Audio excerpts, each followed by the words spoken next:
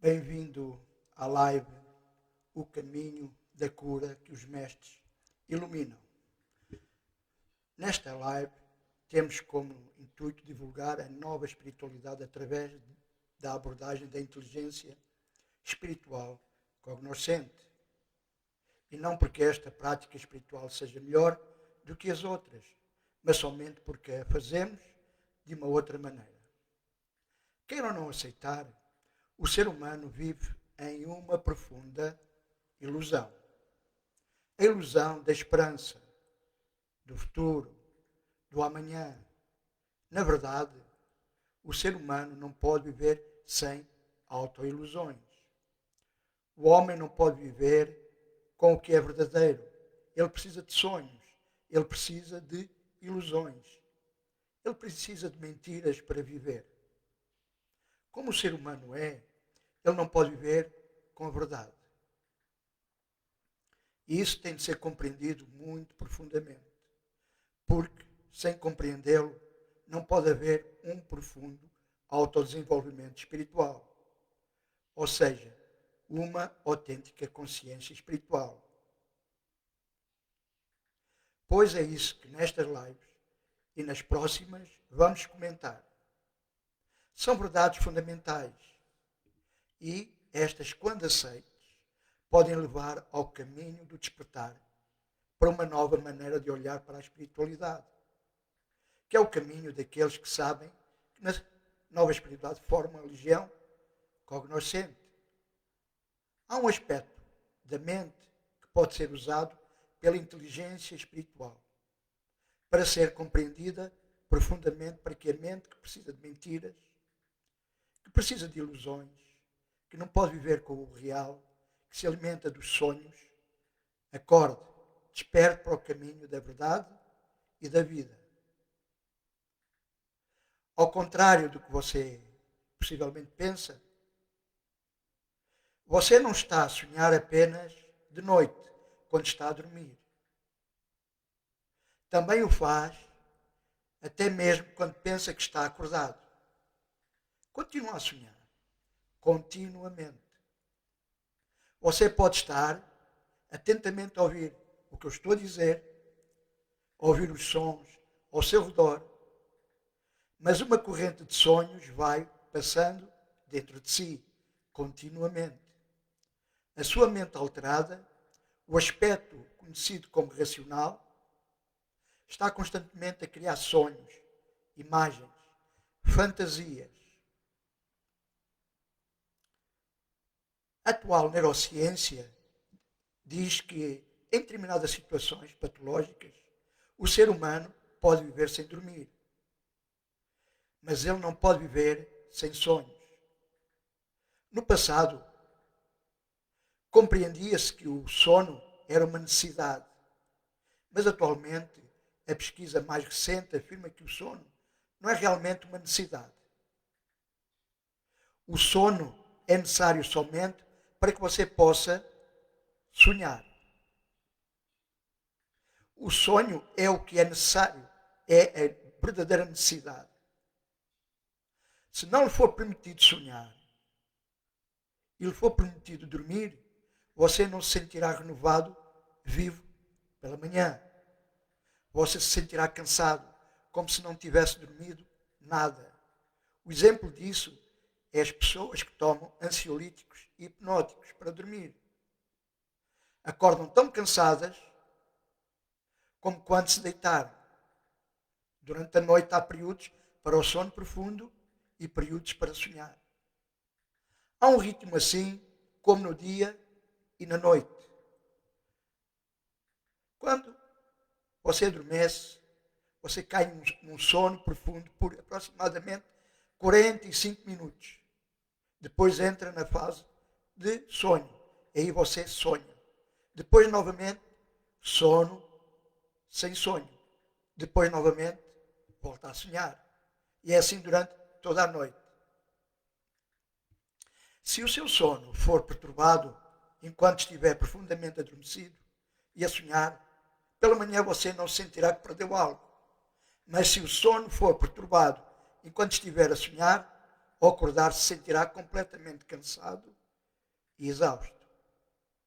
Muitos pesquisadores provaram que a mente humana se alimenta durante os sonhos, que os sonhos são uma necessidade e que o sonho é uma total autoilusão. Não é só assim durante a noite e quando acordado também. O mesmo padrão continua, mesmo durante o dia você pode notar que às vezes haverá sonhos flutuando na sua mente. Outras vezes nem tanto. Quando há sonhos, você está a fazer algo, mas estará ausente. É aquilo que nós chamamos de distraído. Por dentro, aparentemente, você está ocupado. Como, por exemplo, você está aqui e agora a ouvir o que eu estou a dizer, mas não está a dar atenção. E, portanto, a registar. Porque a sua mente estará ocupada internamente, focada noutros assuntos. Só se você não estiver num estado de sonho é que vulgarmente chamamos de distraído. O que é que se lembrará e compreenderá e, portanto, o que está efetivamente a ouvir. É por isso que muita gente, quando falam com elas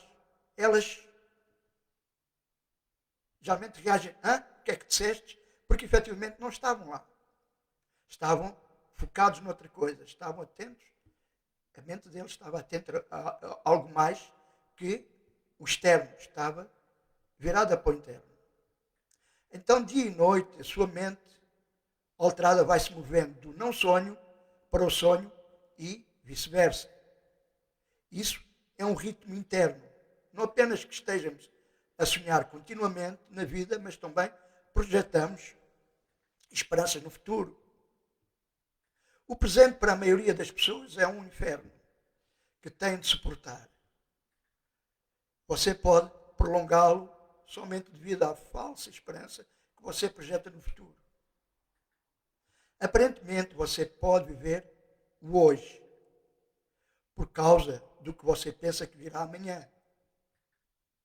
Você fica à espera de que algo mais vá acontecer amanhã. Que algumas portas do paraíso se vão abrir amanhã para si. Não hoje, mas quando o amanhã chegar. Ele não virá como amanhã, mas virá como hoje.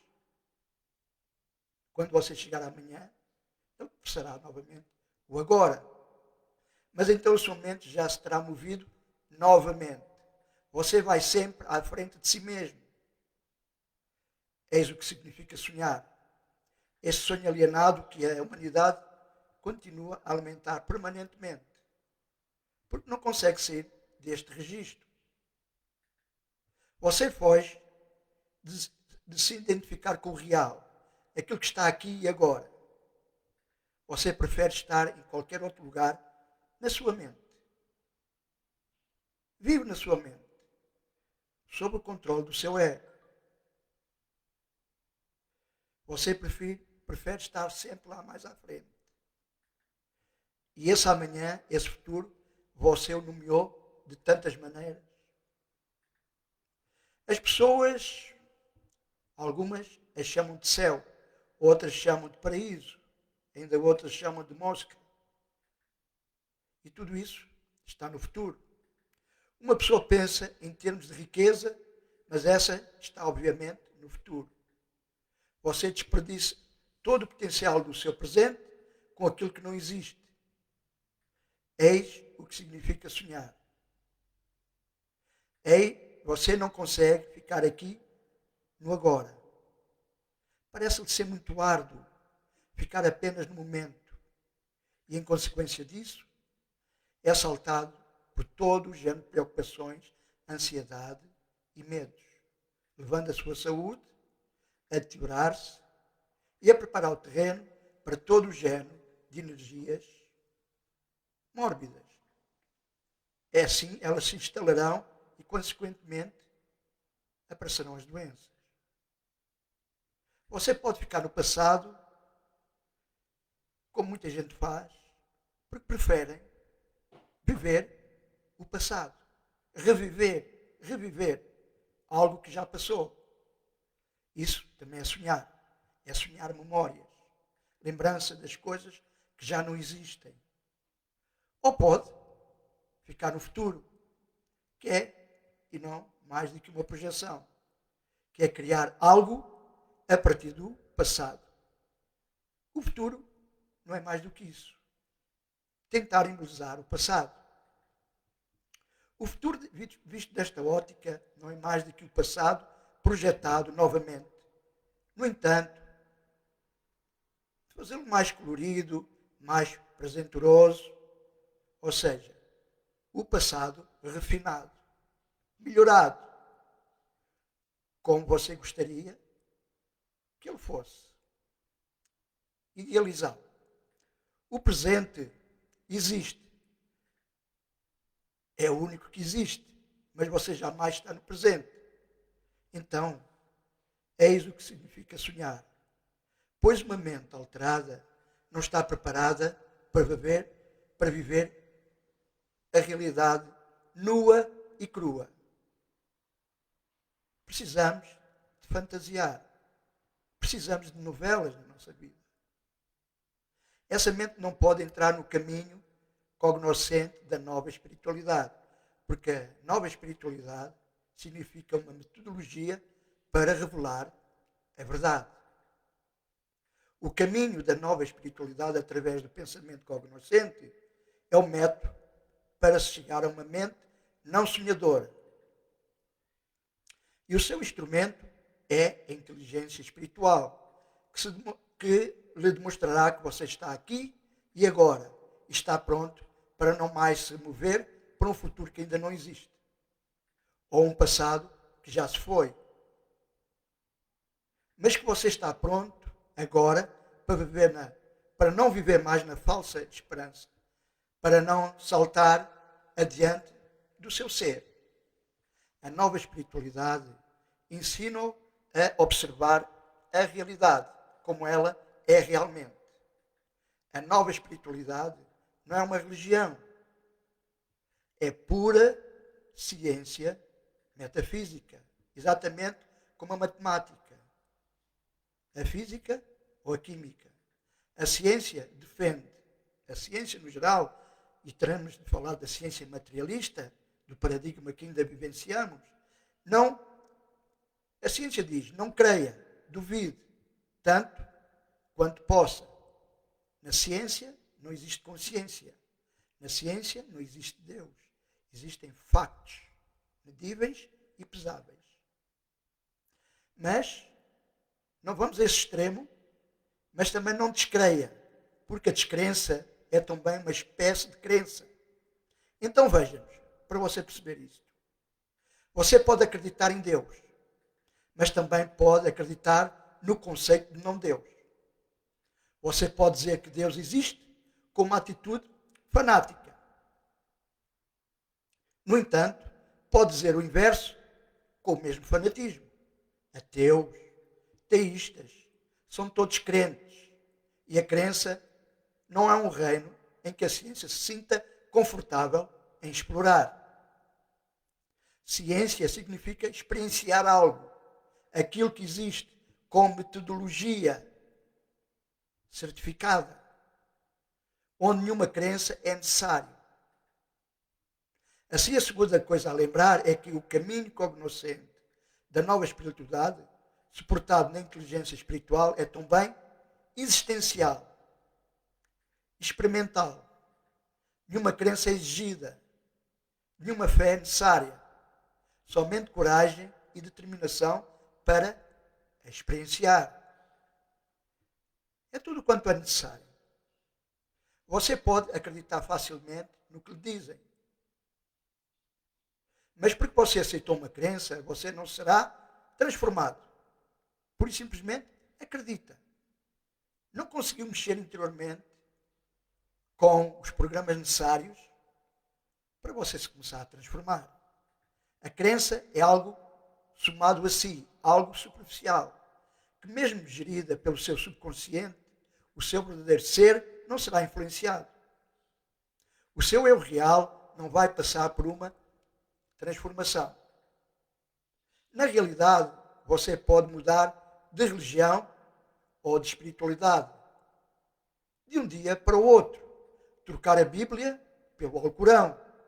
Mas interiormente nada mudou.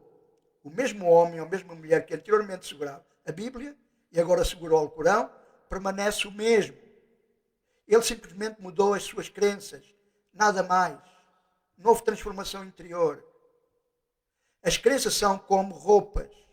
Nada substancial é transformado. Você permanece o mesmo. Eu sei disso por experiência própria. E demorei muitos anos a aprender. A crença é fácil de aceitar, porque não lhe exige realmente fazer nada. Apenas uma roupagem superficial. Uma decoração. Algo que você pode pôr de lado a qualquer momento. Sempre e quando precisar ou queira. O caminho cognoscente da nova espiritualidade não é uma crença.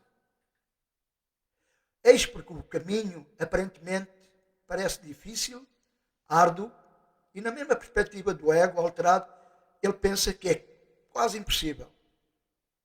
Então nós estamos habituados ou imediatamente consumível. Não gostamos de trabalho interior, sequencial, persistente. O nosso ego tenta arranjar estratégias para nos desviar. Mas na verdade você só chegará a essa fase não através da crença, mas através da sua própria experiência. Através da sua própria percepção da realidade. E percepção podemos considerá-la compreensão, não saber. Saber é uma soma entre percepção e compreensão muito mais avançada, que se baseia-se num conhecimento interno, profundo. E então, esse saber baseia-se na sua confiança inabalável no caminho da verdade e da vida. Isso significará que você terá de ser profundamente transformado. Os seus pontos de vista, a sua maneira de viver, o modo de vida e a maneira como você gera a sua mente, a sua psique, como ela está neste momento, tem de ser completamente transformado. Algo novo tem de ser criado dentro de si. Somente com esse novo eu entrará em contato com a verdadeira realidade, ou melhor dizendo, com a verdade.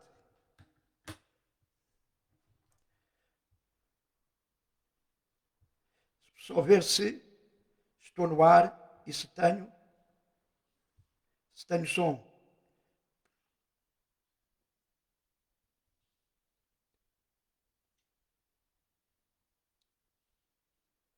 Ora bem, parece que vamos continuar. Tenho som, portanto, para não acontecer como já aconteceu noutras lives, em que eu, efetivamente, como não tenho feedback, não sei a que ponto é que estão, e para não estar a falar sem ter...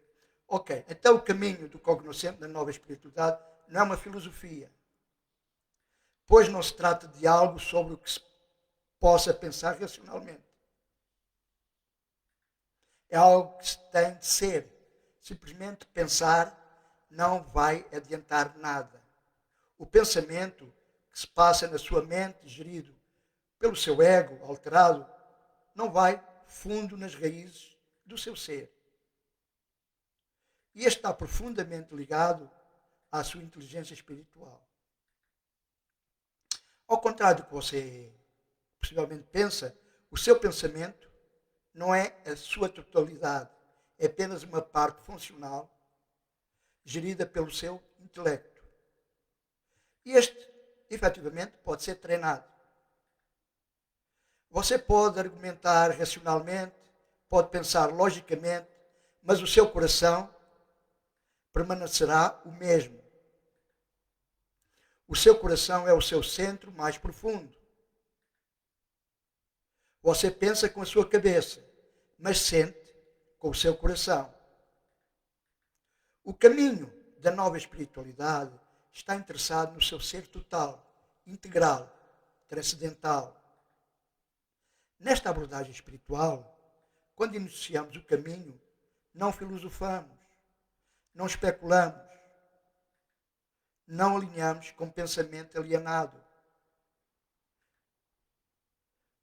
Na nova espiritualidade só nos interessa saber das leis supremas do ser, que nos foram deixadas pelos mestres que iluminam o caminho, das leis universais e das leis para a nossa transformação. Das leis de como viver, transformar e transcender. Ou seja, as leis para uma nova ordem de ser. E não de fazer. Ser e fazer são duas coisas muito distintas. Ser é imediato. Fazer é algo que pode ser previsível. Se você seguir o bom caminho, você virá a saber que ele é tão exato como uma fórmula matemática. Simplesmente faça o que o caminho lhe indicar. E o resultado acontecerá. O resultado fatalmente acontecerá, exatamente como 2 mais 2 se tornarem 4. Ou quando você ferve água acima dos 100 graus, ela evapora. Nenhuma crença é necessária. Você simplesmente o faz e sabe que é assim. É algo para ser feito e sabido. Nada se comparou até hoje com o caminho cognoscente da nova espiritualidade. Pode-se encontrar poesia nos ensinamentos de Buda. Ao se expressar tantas vezes, Buda se torna poético. O reino do êxtase, o reino do supremo conhecimento. É tão belo. A tentação de se tornar poético é tanta, a beleza é tanta, a bem-aventurança é tanta que, a determinada altura, a pessoa começa a falar em linguagem poética. Mas o caminho cognoscente é outra coisa. Essa linguagem poética, não somos indiferentes, mas porque Jesus, Buda, Krishna, todos eles tornaram-se poéticos. O esplendor, a beleza, quando isso explode dentro de nós, ou dentro de si, você começará a dançar, começará a cantar, começará a se transformar. Nesse estado, você é como um amante que se apaixonou por todo o universo. O caminho do iniciado, cognoscente, da nova espiritualidade, resiste a tudo que tente depois desviá-lo do caminho.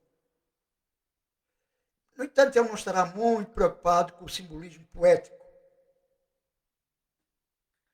Pouco fará para exaltar a poesia em termos de beleza. Tudo é indicado em termos exatos e com máximas. Essas máximas serão apenas indicações do que é para ser feito. O iniciado não explodirá em êxtases místicos. Ele não dirá coisas que não podem ser feitas. Ele não tentará o impossível, porque sabe que o impossível não existe. O caminho simplesmente assentará os alicerces. E se você seguir o fundamental, alcançará o pico que está mais além. Na próxima live, nesta vou contar uma história sobre o deserto, mas na próxima vou contar a história do Senhor Mu e a montanha, que tinha de subir a montanha para se iluminar. Uma história interessante que nos traz, histórias orientais que nos trazem uma perspectiva para percebermos, às vezes mais profundamente, alguns conceitos. Mas continuando. Se você estiver desiludido, se estiver sem esperança, se você tiver ficado completamente consciente da fatalidade de todos os desejos externos, se você vê a sua vida como insignificante, é porque tudo o que você acreditava até agora desabou. Nada permanecerá para o futuro. Se você aparentemente está desesperado ou desesperada, aquilo que alguns filósofos chamam de angústia, se está em angústia, sofrendo sem saber o que fazer, sem saber para onde ir, sem saber em quem acreditar, bem à beira daquilo que chamamos a loucura, todo o seu padrão de vida subitamente tornou-se fútil, se esse momento chegou, então você está pronto para compreender o caminho cognoscente da nova espiritualidade.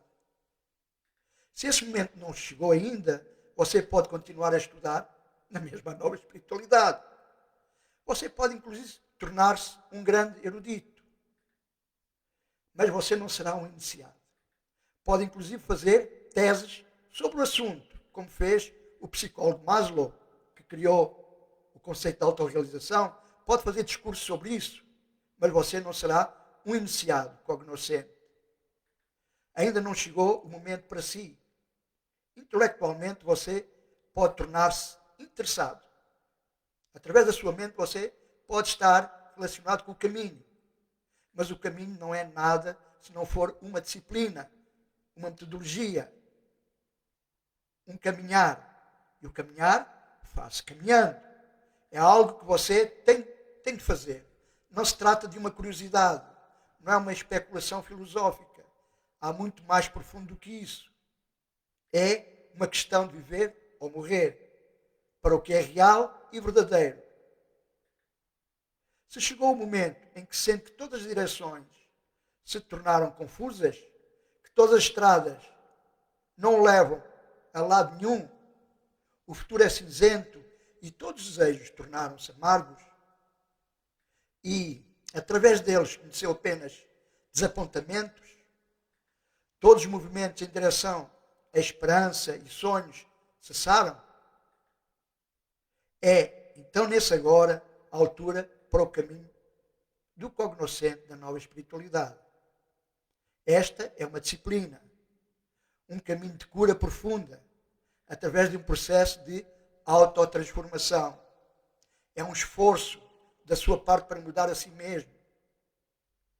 Não esteja à espera que sejam os outros a mudar. Ninguém o vai mudar a não ser você mesmo. Ao envolver-se profundamente com a sua transformação. Neste processo, muitas coisas têm de ser compreendidas. A nova espiritualidade, na sua vertente terapêutica, porque temos uma linha dentro da nova espiritualidade que chamamos os curadores sem fronteiras, e a técnica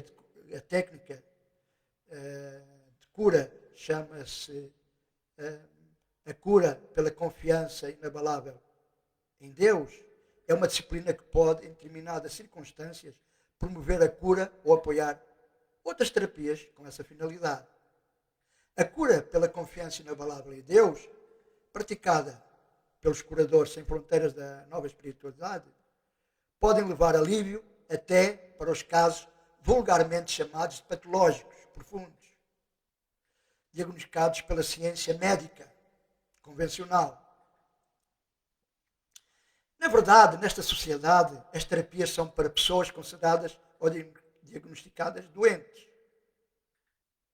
A terapia de apoio praticada na nova espiritualidade pode ajudá-lo a direcionar-se como praticante da nova espiritualidade, pois esta é para uma ordem de saúde mais elevada, uma diferente ordem de saúde, um diferente tipo de ser e de inteireza. A terapia pode, no máximo, ajudá-lo a sentir-se um pouco melhor. As terapias vulgares. Mas a disciplina cognoscente pode ajudá-lo ou ajudá-la a transformar-se numa pessoa em todos os aspectos mais assertiva. A própria sociedade em que vivemos está doente. Penso que ninguém hoje duvida disso. No âmbito geral, as terapias podem torná-lo normal no sentido em que você fica ajustado à sociedade. Porque é isso que a sociedade pretende. Que você fique ajustado a ela.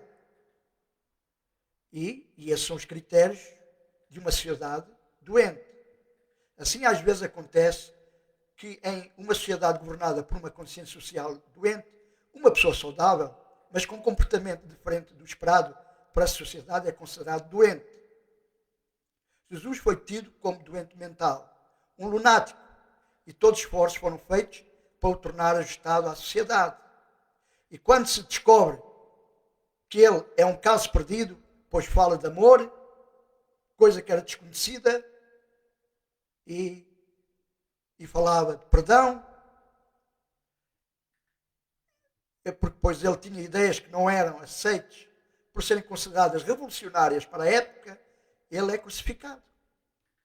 A nova espiritualidade, mesmo na sua versão terapêutica, de nenhuma maneira está a tentar ajustá-lo à sociedade. Hoje, não precisamos disso, de estar ajustados à sociedade. Podemos fazer diferença, podemos ser diferentes. Se você quiser definir o caminho da nova espiritualidade como ajustamento, este não é com a sociedade, mas ajustamento com a própria e real existência. Um ajustamento com o divino. E aprender a superar o autossofrimento.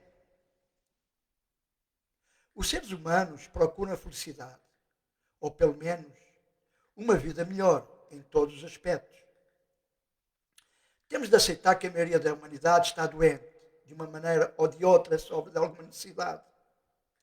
O sofrimento, principalmente o autoimposto, é, talvez na generalidade, o que mais nos dificulta ser felizes. Quantas vezes ouvimos dizer, seria feliz se não fosse? E cada um indica as razões pessoais, insuperáveis, que o impedem de gozar a felicidade. Parece que o barco da nossa felicidade encontraria bom porto se aquelas dificuldades com que nos deparamos no nosso caminho fossem superadas. Para não falar no abstrato e para que possa compreender melhor, pense em algum sofrimento atual que para si seja importante e que efetivamente lhe cause sofrimento. É um bom começo para iniciarmos juntos esta reflexão sobre o caminho da cura que os mestres iluminam através da inteligência espiritual cognoscente. Por que é que o sofrimento é tão importante? Por que é que lhe damos tanto significado? Porque nos sentimos mal quando passamos por esses momentos. Eles fazem com que desanimemos, nos fechemos, giremos e giremos como um peão sobre o nosso sofrimento, das nossas sensações físicas e emocionais, repetidamente, na nossa solidão.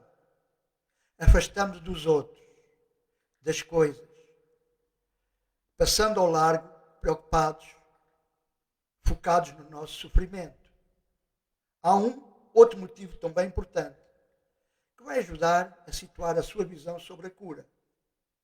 O ser humano é, na sua essência, energia e luz. Nas suas várias manifestações, das subtis às mais densas. E também é, na sua essência, paz e amor.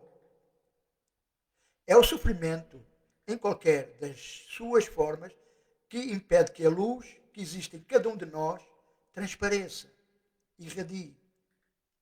Logo, o nosso sofrimento é como uma prisão que nos impede de transparecer felicidade, paz e alegria. Dor e sofrimento, porém, não são a mesma coisa. São conceitos que teremos de analisar objetivamente. E vamos o fazer nas lives deste tema, o caminho da cura que os mestres iluminam. A dor faz parte da vida, assim como o prazer são inerentes enquanto estamos num corpo físico. Assim, tal como existe dia e noite, também o prazer e a dor fazem parte dessa existência. Enquanto estamos num corpo, não nos podemos ignorar isso. Mas outra coisa é o sofrimento, que não é exatamente dor, apesar das pessoas confundirem as duas coisas. Portanto, o sofrimento que, no momento da sua manifestação, em que a classificamos como dor, produz algum tipo de destruição, isolamento, ou algo que o nosso intelecto não compreende. Desencadeia-se então em nós um aumento de sensações, ideias e sentimentos. E é esse ruído interior a causa do nosso sofrimento, que invariavelmente classificamos de dor. Dificilmente podemos livrar-nos da dor, mas podemos superar o aspecto do sofrimento que nos invade nos momentos de dor. O sofrimento pode converter-se, se o compreender e enfrentar através da inteligência emocional cognoscente. No seu grande mestre, pois ninguém mais lhe pode ensinar quem você é, o que você pensa e o que espera da vida, as suas expectativas, ou reformulá-las. Mas, para encetar uma relação profunda e fecunda com a sua inteligência espiritual, que é mesmo que falarmos de eu interior, algumas coisas se tornam necessárias entender e consciencializar. Também aprender, refletir, discernir e, principalmente, interiorizar. Interiorizar o quê? É a dimensão do eu interior versus eu exterior. Perceber essa dualidade nos primeiros tempos que começamos a fazer o caminho, em que o eu exterior tenta-se impor ao nosso eu interior, criando, inclusivamente, o conceito de sofrimento. Portanto, muito mais importante do que a sua dor, a separação do seu parceiro ou parceira, o problema dos filhos, do emprego ou da sociedade em que vivemos, muito mais importante do que o sofrimento é a atitude que adotamos perante ele. Mais importante do que o problema é a nossa atitude perante o problema, ou seja, o significado ou amplitude que você lhe dá. Quando sofremos, falamos mais de nós mesmos. Estamos voltados para nós, para o nosso sofrimento. Estamos voltados da maneira como reagimos perante o comportamento dos outros, para o nosso sofrimento. Quando alguém sofre e vem ter connosco, geralmente consolamos-lo, damos-lhe a oportunidade de falar. Compassivos, emprestamos-lhe um ombro para que ele chore e secamos-lhe as lágrimas. Depois, com um abraço ou com um gesto carinhoso, dizemos-lhe amigavelmente: paciência, isso vai passar. A vida continua. Isso vai ficar para trás. Geralmente praticamos com este gesto a compaixão que nos manda ajudar o nosso semelhante que esteja necessitado. Mas, na verdade, podemos fazer mais do que isso. Com o seu consentimento, se nos procurou, com a esperança de o ajudarmos e não só de o consolarmos, podemos esclarecê-lo sobre o seu próprio sofrimento e como libertar-se dele. No primeiro momento, será preciso aliviar a tensão interior para que possa ver por ele próprio. Só aquele que souber ver será capaz de compreender e de se libertar pouco a pouco dos seus sofrimentos. Se não o fizer, se quiser só consolo, você terá história para durar e para nunca mais acabar.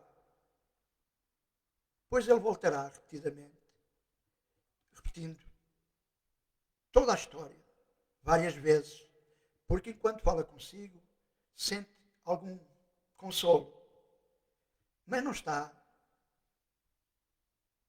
disposto a ouvir o que você tem a dizer para ele mudar o rumo, procurar efetivamente libertar-se desse sofrimento. Não devíamos passar o tempo que nos foi concedido na estação da vida, entrando e saindo de comboios que nos voltam a trazer à linha de partida, ou seja, que não nos levam a lugar nenhum. É preciso que aprendamos a consciencializar as nossas verdadeiras origens e a viver a partir daí. Não estou de maneira alguma a fomentar qualquer aspecto de egoísmo ou insensibilidade.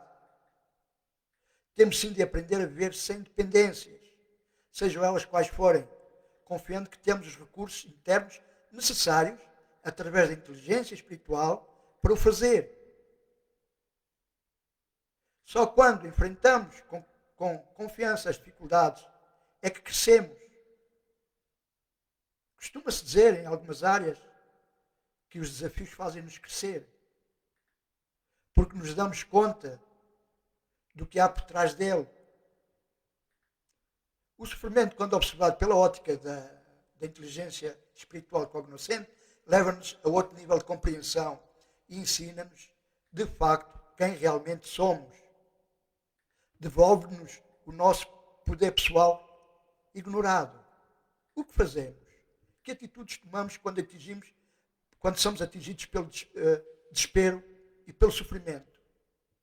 Para melhor compreensão das reações, vamos desenvolver algum raciocínio através de um exemplo na tentativa de compreenderem e dessa maneira possa mudar o nosso comportamento ou atitude perante ele. Há pessoas que ficam muito desorientadas quando são atingidas pelo sofrimento. Não veem o sofrimento, o que vem é a dor, e com a dor desenvolve-se nelas o sofrimento. Então desencadeia-se no sofredor um turbilhão de pensamentos, imaginações, sentimentos, recordações e medos, arrastando de um lado para o outro, como um pequeno barco à deriva numa tempestade. Perdem o rumo e acabam também por perder a energia na voragem interior. A maioria das pessoas tenta fugir do sofrimento, porque temos estes mecanismos implantados em nós. Fugir do sofrimento e procurar o prazer. Então, na busca compensatória do prazer, do consumismo, álcool, drogas ou sexo, mas também há os que, ao não encontrarem uma solução para o alívio do seu sofrimento, se metem na cama ou isolam-se, alimentando esse estado destrutivo. Mas onde nos podemos esconder para não sermos atingidos pelo sofrimento? A religião já demonstrou que não é o lugar para aqueles que sofrem se esconder. Pois vão haver muitas palavras bonitas, mas, efetivamente, que não vão ajudar na sua libertação desse sofrimento. Pois não se trata de fugirmos ou de nos escondermos, trata-se de compreender profundamente. No entanto, há ainda aqueles que suportam tenazmente o sofrimento, aguentam uma e outra vez, até chegar o dia em que, esgotada todas as energias, tombam destroçados. Só a força de vontade não é suficiente para transformar o ser humano, mas é necessária para o pôr a caminho da compreensão do seu verdadeiro eu.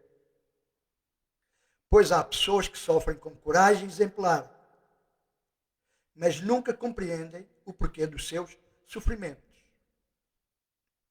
Tenho 40 anos como profissional da saúde e eu tenho ouvido todo o género de comentários, porque trabalho em várias áreas.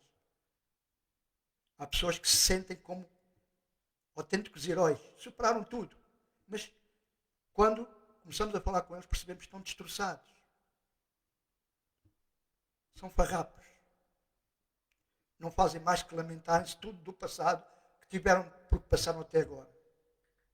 Bem, mas ainda temos aquelas pessoas que pensam que o sofrimento é enviado por Deus. Aquelas que ama para pagamento dos seus pecados. E nós sabemos de onde é que esta ideia partiu. As mentes dessas pessoas estão, felizmente, infelizmente, muito alienadas por conceitos religiosos. E digamos também outros. E não percebem que se Deus ficasse satisfeito com o sofrimento deles, estávamos a criar uma imagem monstruosa de Deus. É prioritário entender que Deus, sendo puro amor, jamais interviria diretamente no sofrimento humano. Pois concedeu-nos, para além do livre-arbítrio, o poder pessoal de co-criarmos a nossa realidade e a possibilidade de a usarmos de maneira que quisermos. E Deus abstém-se de ter o voto na matéria. No entanto, há pessoas masoquistas que têm prazer com o sofrimento, necessitam de momentos de intensa emoção e encontram através do sofrimento, como se de droga se tratasse. Há também algumas pessoas, poucas, que mesmo sobre o doloroso sofrimento não perdem a paz. Acreditam na vida. Acreditam e percebem que tudo é governado pela mão de alguém ou algo que pouco a pouco o vai moldando. Para alguns, o sofrimento, e a dor mais concretamente, é ocasião de crescimento pessoal, de aquisição de uma nova dimensão de consciencialização. Na realidade, não são as circunstâncias que nos causam sofrimento, mas o significado que lhe damos. Pois as mesmas circunstâncias que nos fazem sofrer, não fazem sofrer a outros que vivem sem deixar de ser felizes. Isso foi algo que me impressionou no Tibete, em Lhasa. Pessoas com parcos ou com quase nada, sempre com um sorriso no rosto, aparentemente felizes. Que eu pensava que não aguentaria ali muito tempo, porque venho de uma outra cultura. Ok. Muitas vezes pensamos a vida a querer modificar as circunstâncias que nos rodeia. Chegamos mesmo a convencer-nos que para sermos felizes, para cessar o nosso sofrimento, bastava que determinada pessoa modificasse o seu comportamento ou determinada situação desaparecesse. Mas ouça isto com atenção. Quer entendamos ou não, as coisas são o que são. Geralmente não conseguimos mudar as circunstâncias, mas podemos mudar a nossa maneira de pensar sobre elas, a nossa perspectiva. Portanto, resta-nos sempre um recurso. Mudar-nos a nós mesmos. Usando uma frase metafórica ou metafísica, visto que a fonte do sofrimento está na mente do homem, é também na mente do homem que será preciso encontrar as bases para a superação do seu sofrimento. A inteligência espiritual cognoscente é um processo que os antigos sábios na Índia antiga anunciaram, dando origem ao yoga, ao budismo e a todas as filosofias religiosas importantes. Mas a maior parte dos seres humanos vive de costas voltadas para esta verdade e, obviamente, sofre.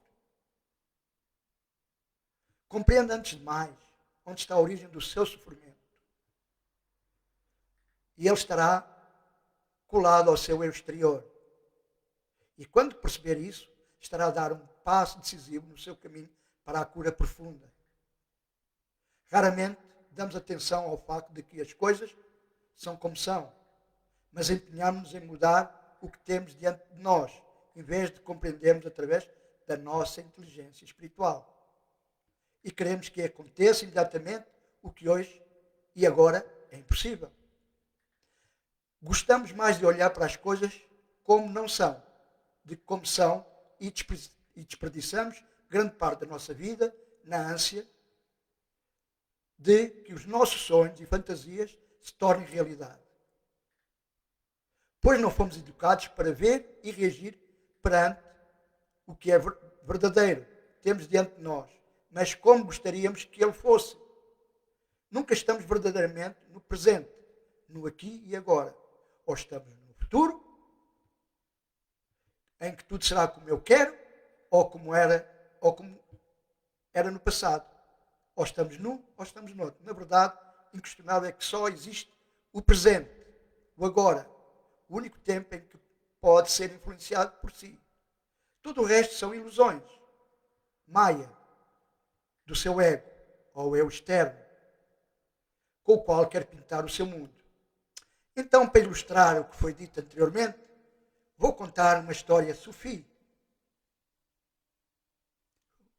O sufismo tem histórias brilhantes. Então, a caravana chegou ao oásis, onde foi planeado passar a noite. Os camelos estavam sujos de pó do caminho, mas por fim tinham chegado. Os cameleiros apressaram-se a prender os camelos às estacas que estavam ao lado, à volta do pequeno oásis, formando um círculo junto a um velho poço, sobre umas palmeiras raquíticas. O chefe da expedição apercebeu-se que o último e inexperiente cameleiro a chegar estava em apuros para prender o seu camelo, pois só havia 19 estacas e ele era o 20º e não encontrava nenhuma estaca disponível. Não te preocupes, disse o chefe da expedição. Coloca-te diante do camelo, finge que o estás a prender a uma estaca, mexes as mãos e os braços como se estivesse verdadeiramente a amarrar a corda para que o camelo não tenha dúvidas de que está a ser bem preso. E deixa-o ficar aí e dorme descansado. O jovem e inexperiente cameleiro assim fez. executando todas as instruções que recebera do chefe, simulando com maior autenticidade tudo o que lhe foi possível, colocando-se à frente do camelo, que entretanto já se tinha deitado, e mexeu os braços bem à frente dos olhos do camelo, puxando uma corda invisível do cabestro para a estaca imaginária e amarrando muito bem. Na manhã seguinte, foi dada a ordem de partida. Cada cameleiro começou a desprender o camelo e, pesadamente, cada um dos camelos ia-se levantando, empreendendo nova marcha em fila, em direção ao deserto. Mas o jovem cameleiro, número 20, não conseguia pôr em marcha o seu camelo, apesar dos seus esforços. Desesperado para o levantar, o chefe da expedição compreendeu logo imediatamente o problema. O camelo pensava que estava preso e por isso era-lhe impossível pôr-se a caminho. Então dirigiu-se ao inexperiente cameleiro e disse: se queres que ele se levante, tens de o desprender primeiro. Como? Admirou-se o jovem cameleiro. É muito simples. Mexe outra vez as mãos diante dos olhos do animal, fazendo movimentos inversos da maneira como o prendeste, para que ele perceba que está livre para se pôr a caminho. O jovem cameleiro, obedecendo, mexeu novamente os braços, fazendo gestos, desatando os nós, etc, etc. E imediatamente o camelo pôs-se a caminho. Muitas vezes parecemos com este camelo, sentimos-nos presos, julgamos que não podemos libertar-nos das falsas convicções, crenças, dos papéis que temos desempenhado na vida, dos nossos erros, medos, do comodismo e do sofrimento. Como é difícil para a maioria das pessoas ser livre a partir do seu interior e empreender um novo caminho. Mas essa é a grande vitória, a vitória da autolibertação, dos condicionalismos que nos impusemos através das nossas crenças, mitos, convicções. A autolibertação de tudo quanto nos limita é difícil. Porque o nosso pensamento está cheio de muitos séculos de uma cultura alienada que nos inclinou a uma determinada maneira de pensar e de julgar. Separamos o que está unido e juntamos o que nunca devia ser unido. Mas agora, através da inteligência espiritual, cognoscente, os olhos abrem-se à harmonisão e damos conta daquilo que sempre esteve diante de nós. Durante uma vida, procuramos encher um vazio interior e, inesperadamente, num momento, tudo passa a ter outra luz. Ficamos a ver. Não fomos educados, ou melhor, ensinados para ver, mas só para receber a informação como devem ou não devem ser as coisas, segundo um processo de racionalização. Enquanto os nossos olhos estiverem às escuras, todo o nosso ser estará doente. Ao despertar, não alterando a realidade, damos a possibilidade de ser vista tal como ela é e permitir iniciar o caminho da nova espiritualidade. Numa próxima live, voltaremos a este tema e aos seus benefícios. Por agora, vamos pouco a pouco, como quem trilha um carreiro na densa floresta, aprenderem a orientar-nos rumo à liberdade, para onde nos conduz o caminho da cura profunda. Não conseguimos abordar com um único olhar, com um único pensamento, toda a verdade. Temos de admitir que qualquer afirmação contém apenas um determinado aspecto da verdade total. O ser humano convenceu-se finalmente da impossibilidade de colocar numa única fórmula todos os aspectos da existência da vida, em todas as suas manifestações. Temos de admitir que há uma relatividade universal e uma relatividade do pensamento. E agora, vamos a um pequeno relaxamento, vamos criar um templo interior que será o seu lugar de descanso mental. Então, como fizemos noutras lives, vai começar a preparar-se para, efetivamente, para esse relaxamento.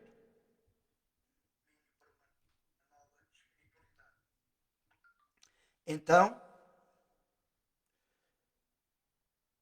vai fechar os olhos, inspirando e expirando profundamente.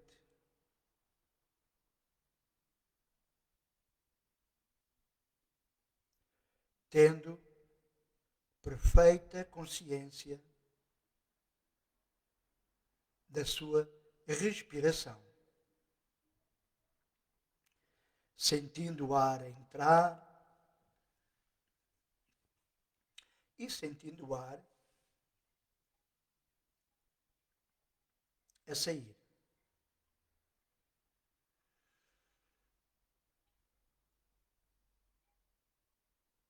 Então, mentalmente, e só mentalmente, solte, relaxe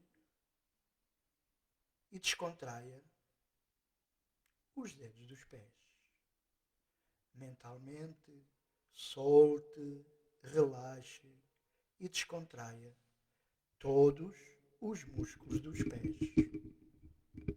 Solte, relaxe e descontraia os músculos da barriga das pernas.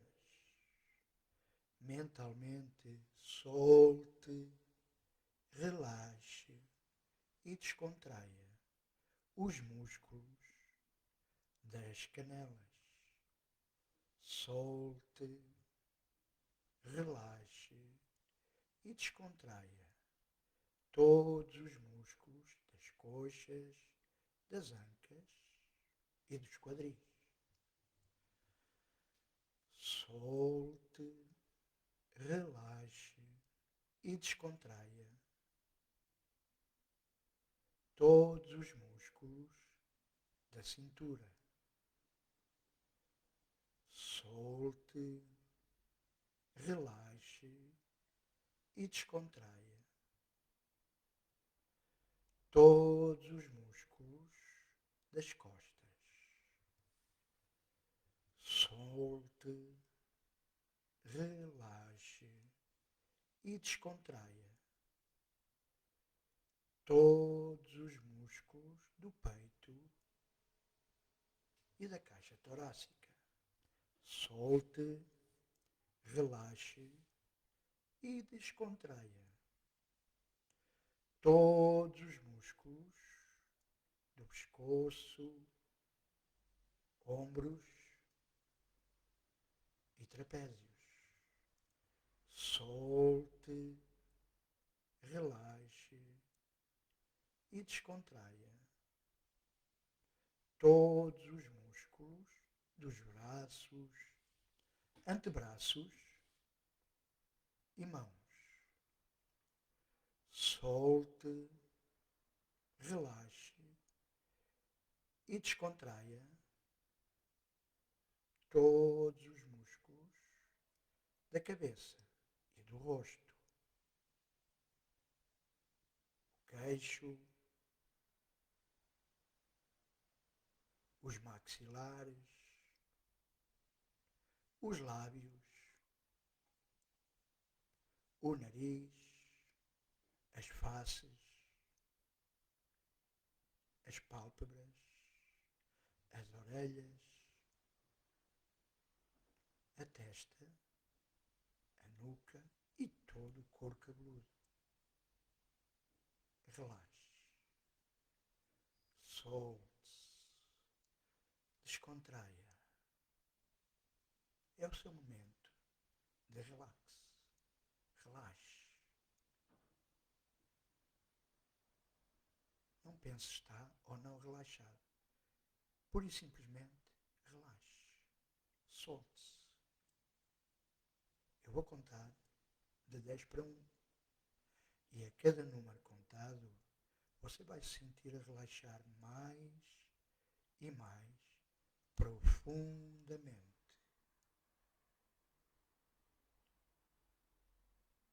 10, 9, 8, relaxando. 7, mais profundo ainda. 6, relaxe. 5, 4, 3, 2, Relaxe profundamente. Agora, a sua respiração vai ficando mais espaçada, mais tranquila e profunda. E a cada respiração sua, você vai se sentindo mais e mais relaxado ou relaxada. Relaxe.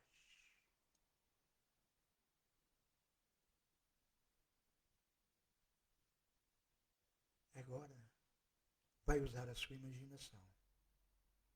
Imagine que está numa praia, bem perto das ondas que se vêm desfazer perto dos seus pés, olhando o mar e as ondas que vão e vêm num ritmo contínuo e sequencial, trazendo espuma a seus pés e depois voltando para a grande imensidão da água. Observa o mar e o horizonte e nota uma linha bem distante que parece separar o mar do céu azul, de um céu muito azul. Um céu azul sem nuvens, tudo azul. E esse azul parece agora descer na direção da sua cabeça, que vai envolvendo toda a sua cabeça, relaxando, descontraindo, soltando todas as partes da sua cabeça, por onde essa luz vai iluminando e descendo. Uma luz relaxante, curadora, tranquilizadora. A sua testa, a sua nuca, as suas pálpebras, as suas orelhas, o seu nariz. Tudo isso a ser banhado por essa luz relaxante, curadora e tranquilizadora. Os seus lábios, as suas faces, os seus maxilares e o seu queixo estão envolvidos agora por essa luz azul, curadora. A luz desce pelo seu pescoço,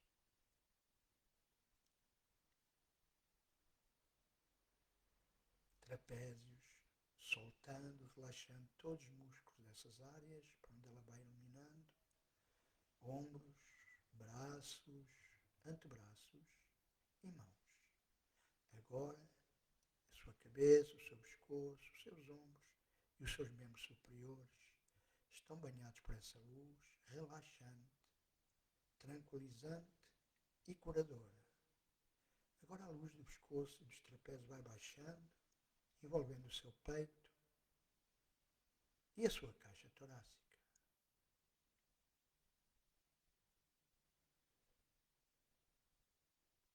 Vai banhando, penetrando profundamente até envolver o seu coração e os seus pulmões com essa luz tranquilizadora, curadora e relaxante.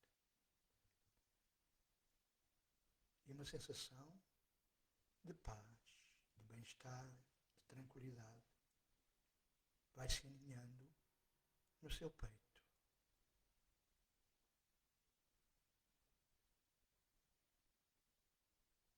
Agora a luz vai descendo na direção da sua cintura, envolvendo inclusivamente os seus órgãos internos, soltando, relaxando, tranquilizando. A luz vai descendo pelos seus quadris, coxas, pernas, soltando, relaxando, tranquilizando, envolvendo os seus joelhos, descendo pelas canelas, barriga das pernas, soltando, relaxando, envolvendo os seus tornozelos e, por fim, completamente os pés. Imagine-se completamente envolvida ou envolvido por essa luz relaxante, curadora, transformadora. Tudo está bem, tudo está calmo, tudo está tranquilo. Agora vou contar de 5 para 1 e você vai se deslocar até ao seu templo da cura interior, que pode ser também o seu lugar de descanso mental. Um lugar só seu. Um lugar que lhe transmite força, paz, alegria, tranquilidade, segurança e, principalmente, consciência de quem você é realmente. 5, 4, 3, relaxando e deslocando-se para o seu lugar de descanso mental, que é o seu tempo interior. 2, 1. Veja-se instalado aí. Você pode o criar com a sua imaginação ou imaginar um sítio transcendental ou que você conheça, que lhe seja familiar e que lhe dá segurança. A criação será sua, da sua mente.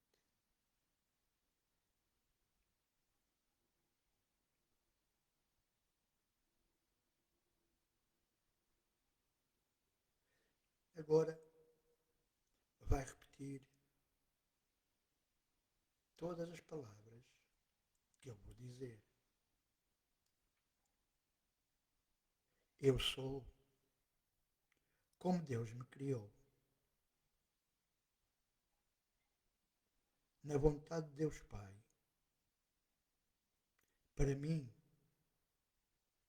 não há nada que a sua vontade não possa fazer. Pois a minha divindade reverte todas as leis do mundo. Está além de todas as restrições do tempo, espaço, distância e de qualquer tipo de limites. A minha divindade é totalmente ilimitada em poder, porque me estabelece como um filho ou uma filha de Deus, uno com a mente do meu Criador.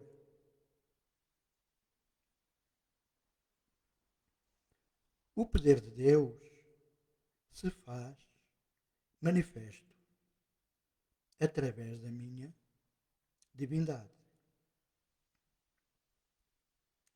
O poder de Deus se faz acessível através da minha divindade. E não há nada que o poder de Deus não possa fazer.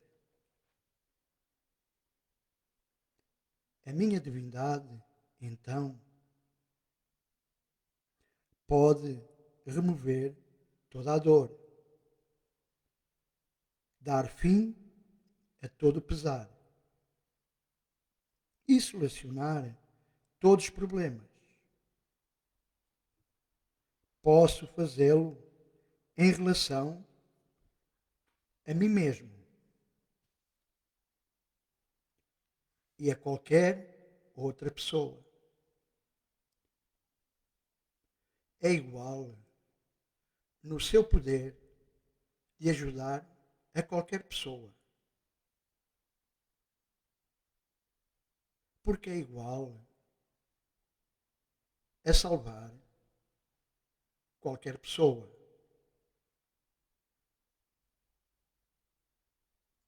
Eu sou divino, assim como é tudo que Deus criou. E todas as coisas são santas porque o meu Pai criou. Eu sou o trabalho de Deus e o seu trabalho é totalmente amoroso, totalmente milagroso e totalmente abençoante. E assim é. Ok, agora vou contar de novo uma contagem rápida de 1 para 5. Quando chegar a 5, estará de novo de olhos abertos, restabelecido, motivado, motivada, dono de todas as suas faculdades e com força para superar qualquer dificuldade. 5, 1, 2, tudo relaxado. 3, vai desaparecendo peso ou qualquer outra sensação. 4, vai tendo novamente consciência do lugar onde está. 5, vai abrindo os olhos, sentindo-se otimamente bem, calmo, relaxado e dona de todas as suas capacidades mentais. Ora, e assim terminamos esta live. O caminho da cura que os mestres iluminam. Que seja abençoado ou abençoada com toda a luz do céu. E não se esqueça, se Deus o criou, a criou original, não viva cópia. E assim é. Até sempre.